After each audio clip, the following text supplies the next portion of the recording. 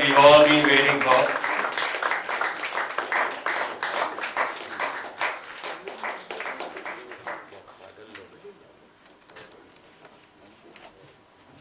I'd also like to invite Dr. Durga Das to please join us on stage. He's the man behind it all. And I'd like to invite a special guest, special guest of honor. This is Rajiv Bhatia, Group Managing Director, House of, S.T.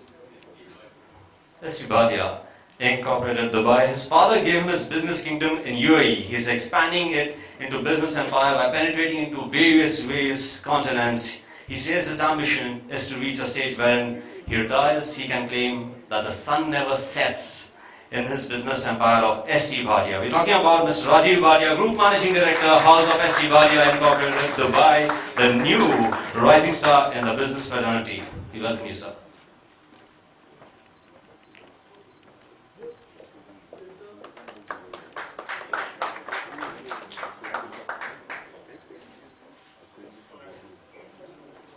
Of honor, I'd like to invite Dr. Yerram Raju, the co-author for this amazing book, and he obviously is the man, but let him be present on stage, because our next gentleman is Mr. P. Ramchandran. He's a retired RBI official, a freelance writer, book critic, a thought leader, and the list is endless. Hailing from a respected lineage, interacting with illustrious personalities during his lifetime, a literary critic, a member of various book selection committees, an expert quiz master. He wears many caps, full of laurels. He's the first one to publish a pre-publication review of the book in the Free Press Journal, Mr. P. Ramchandran. It's a great pleasure to have a man of your experience with us today. Mr. Bedi to take over the mic and say a few words of appreciation. He's a man, he's the voice.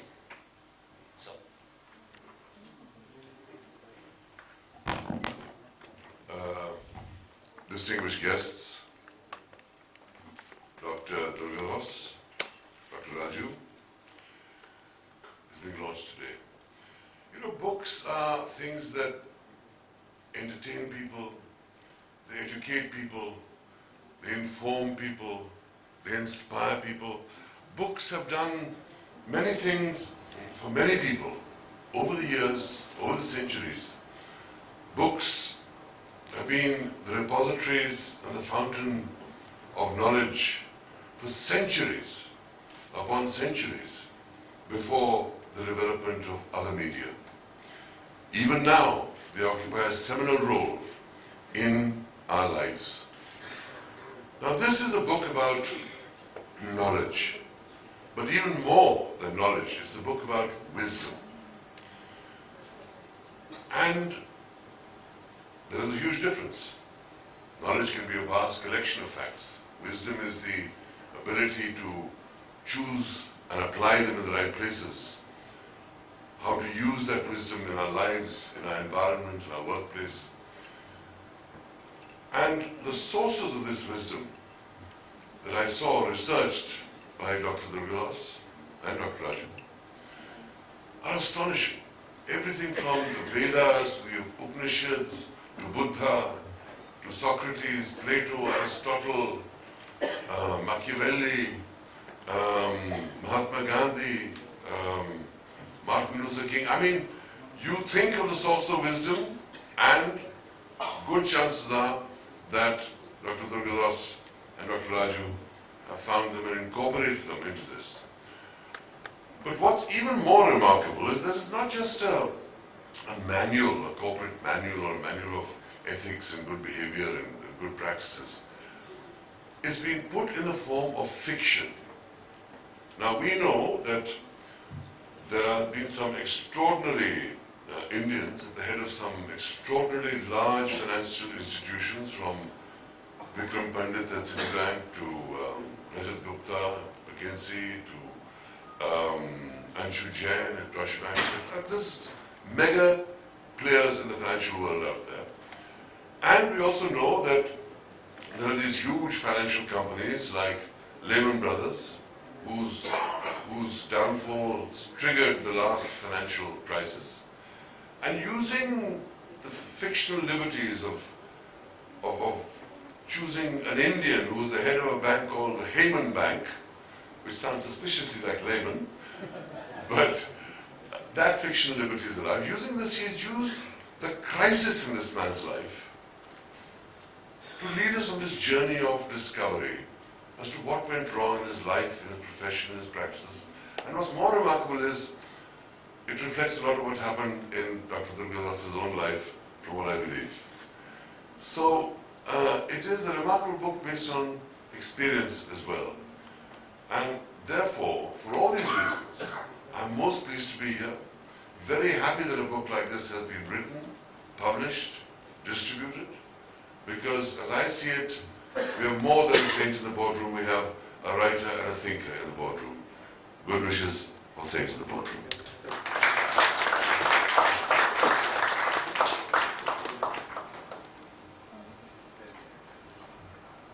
A man and a master of his words, Kabir Bedi. I think you were absolutely fabulous. And with this, now it's time for the moment. May I invite on stage Dr. Durgadas to introduce the book, speak a few words on it. So, you've written the books, your thoughts, your introduction, your way.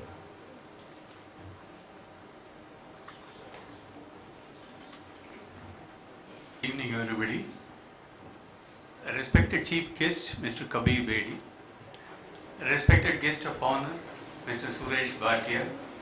Respected custodians of the conscience of our country, the press and the media. Distinguished dignitaries, ladies and gentlemen. At the outset, we welcome you all for the launch of our book, A Saint in the Boardroom, this evening. We thought that the hero of the book is an international corporate celebrity. Therefore, we thought that this book should be launched by an international celebrity only. On him, if you search, you will get 1 million results. Yes, I am talking about Mr. Kabir Bedi. Mr. Kabir Bedi's career spans into 3 decades and across all the continents. Yet a well-respected television, media, theatre and film personality, we welcome you, sir. We thank you for accepting our invitation in spite of your rigorous time schedules. The next person is Mr. Suresh Bhatia. I am personally happy on his presence here because he has been watching me, supporting me and encouraging me in every one of my growth initiatives in the last 10 years or so. I am doubly happy because he received the first copy of the book because he adds his fortune quotient to the book. Yes, he has the magic of turning everything gold from the moment he set his first foot in the Arabian soil 45 years back. Now he is turning his attention to India. Very soon you will hear about his golden touch in the Indian corporate circles as well. We thank you, sir. We welcome you for this launch. The next is the press and the media. Today is a judgment day for us. You are the jury and you are going to carry the message about the book across the nation. In fact, this whole event is mainly organized to address you. Thank you for your overwhelming response and thank you for coming. Next is the audience. What can I say about them? But for them, we would not have reached this far. Once again, we thank you for coming over here. Given my time slot, I don't have the liberty of expanding my vocal skills on the exchange of pleasantries. Therefore, let me take you into my presentation straight. My presentation theme is on the trigger and the overview of the book. To begin with, first trigger, cutthroatness is emerging as a smartness today. Today, cutthroat individuals are being branded as smart people. Let me recall a story referred in our book. One day, one rich industrialist called his two sons on his deathbed. He says, "Sons, I have a desire, I would like you to keep 1 lakh rupees each on my grave." Both the sons readily agreed. Then the cremation happened, and when they were walking back to the house, the elder brother said, "Hey, I made a mistake. I only kept 10,000 rupees, whereas our dad wanted to keep 1 lakh rupees on the grave. My soul is pricking me," he said. But the second son, the younger son said, "Yeah, I don't make all these mistakes. Dad wanted to keep 1 lakh rupees. Yes, I kept a check favoring him and left it on the grave. I am always obedient, he said." See here, the guy knows that the check written in his father's name will not come for presentation. But he claims as if he is the highest man of highest integrity on the planet. This is the problem today. Many sacred terms are being rewritten by the smart people, some of them for you. A smart accountant today is defined as the one who is a creative accountant who can circumvent the rules without getting caught. The best investment banker today is defined to be the one who invents lot of complicated financial structures and make the mandatory disclosures rosier. Now, under these circumstances, what can the so-called regulations do? Character-driven competence is the key. This is the first trigger of this book. The second trigger is the storytelling effect. Today, even in the corporate presentations, on the third slide, the people start sleeping. They said they would like to have a storytelling effect even on the serious corporate presentations. So we thought we will mix it up with the fiction mode. We were also inspired by the Panchatantra stories. Therefore, we took a storytelling route to explain this. The next trigger is that of values. In a survey for a PhD thesis, it was observed that maximum number of people said that they will report to police when they find 1 million rupees lying on the road, with the fear that there is a 25% chance that they will be captured on the camera. Now again, the same question was tossed up with the rider that there is no camera installed over there and there is a 0% chance of the being captured on the camera. Then to our shock, 95% of the respondents said that they will take the money home. This is the problem today. People are willing to dilute the principles and sacrifices when no one is watching them.